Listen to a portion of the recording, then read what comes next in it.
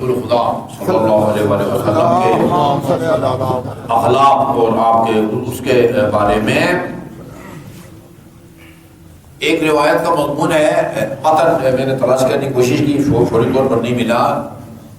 آدمی اس معاشرے میں مختلف جو ہے نا وہ سطح کے لیول کے لوگ ہوتے ہیں، یعنی ایک جنرل صاحب مثلا اگر یہاں آتے ہیں، حاضر سروس ہوں یا ریٹائرڈ، ایک عالم الدین آتے ہیں، ایک بہت بڑے تاجر آتے ہیں کسی محفل میں، تو ان کی توقع ہوتی ہے کہ اس محفل میں مجھے مناسب جگہ جو ہے نا وہ ملے، مناسب جگہ ملے۔ جو کسی محفل میں جا کے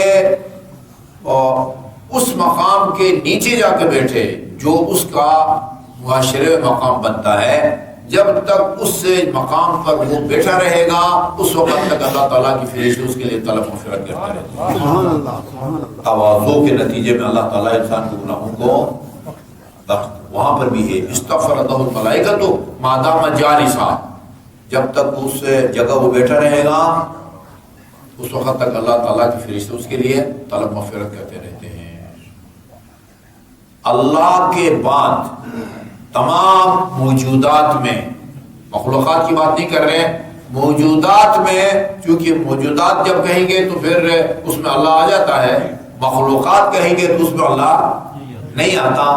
موجودات میں جس کا مقام خدا کے بعد ہے وہ ہمارے آخری نبی حضرت محمد مصطفیٰ صلی اللہ علیہ وسلم۔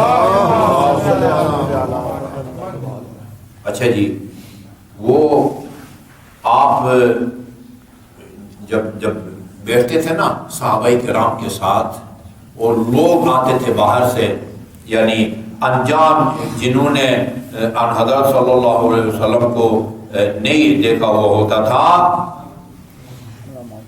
وہ محفل میں مجلس میں بیٹھ کے ان کو پوچھنا پڑتا تھا علم رسول کون ہے، یعنی کوئی جگہ مخصوص نہیں بنائی ہوئی تھی کہ جہاں پر رسول خدا بیٹھے اور آنے والا فوراً سمجھے کہ یہ رسول خدا ہے۔ وہ ایک کتاب ہے مکارم اخلاق مرحوم طبرسی کی، اور اردو میں میرے خیال میں ترجمہ نہیں ہوا ہے، فارسی عربی میں موجود ہے۔ ادھر سے میں ایک روایت لے کے آیا ہوں، ایک طولانی روایت ہے آپ کی، اس میں آپ نے جناب ابو ذر کو کچھ ہدایات دی ہیں، تقریباً کوئی 60-70 سے بھی زیادہ جو ہے نا وہ فرمان ہے۔ ایک نشست میں میرے خیال میں شاید ایک نشست میں یا مختلف نشستوں میں اس کو آپ نے ایک وہ دیا ہے پیغام۔ وہ یہ جو میں نے گفتگو کی ہے نا، یہ ساری تمہید ہے اس روایت کی خاطر۔ یا ابا ذر، اے ابا ذر، انا البس الغلیظ، میں کوئی نرم اور نازک لباس نہیں پہنتا، سخت اور جو ہے نا وہ موٹا قسم کا جو ہے نا وہ لباس پہنتا ہوں، کھدر مثلا وہ پہنتا ہوں، اور وَأَجْلُسُ عَلَى الْأَرْضِ، زمین پر بیٹھتا ہوں۔ ٹھیک ہے جی، سارا لوگ جو ہے نا وہ زمین پہ بیٹھے ہوئے ہیں اور صاحب جو ہے نا وہ کرسی پہ بیٹھے ہوئے ہیں۔ اجلس علی الارض، زمین پر میں بیٹھتا ہوں۔ العق اصابعی، ہمارے معاشرے میں شاید اس کو معیوب اچھا نہ سمجھے جائے۔ ایک تو پہلے بات یہ نوٹ کر لیں کہ کھانے سے پہلے دونوں ہاتھوں کو دھونا مستحب ہے۔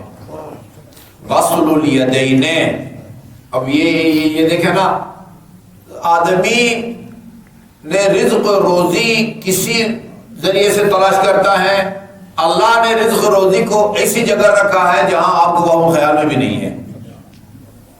غسل الیدین قبل الطعام و بعد الطعام ینفی الفقر یا ینفی الفقر، کھانے سے پہلے اور کھانے کے بعد جو ہاتھ دھوئے گا اس کے گھر سے فقر اور غربت جو ہے نا وہ دور ہو جائے گی۔ یہ کھانے کے نتیجے میں آزان دی جا رہی ہے، منور یا کوئی اور مبارک سے آزان دے رہا ہے، آپ ساتھ ساتھ آزان کو جملوں کو دہراتے جائیں، اللہ اکبر، ساتھ اللہ اکبر۔ یہ آخر لا الہ الا اللہ تھا، اس کے نتیجے میں اللہ تعالیٰ رزق و روزی عطا فرماتا ہے، رزق و روزی نا۔ اچھا جی، تو ظاہر انسان کے ہاتھ دھلے ہوئے ہوں، صاف ہوں، فرماتے ہیں کھانے کے بعد وَعَلِقُ الْأَصَابِعَ، کھانے کے بعد انگلیوں کو چوستا ہوں۔ معاشرے میں اگر کسی شادی کی تقریب میں، نیاز کی تقریب میں یہ کام کریں گے، پتہ نہیں لوگ کیا سمجھیں کیا کر رہا ہے بھائی یہ، تو بس سب سے پہلے تو ہاتھ کو صاف کر کے دھو، دونوں کے بعد ادھر کوئی سالن لگا ہوا ہوگا نا جو پہلے آپ نے کھایا ہے، اس کو چاٹو انگلیوں۔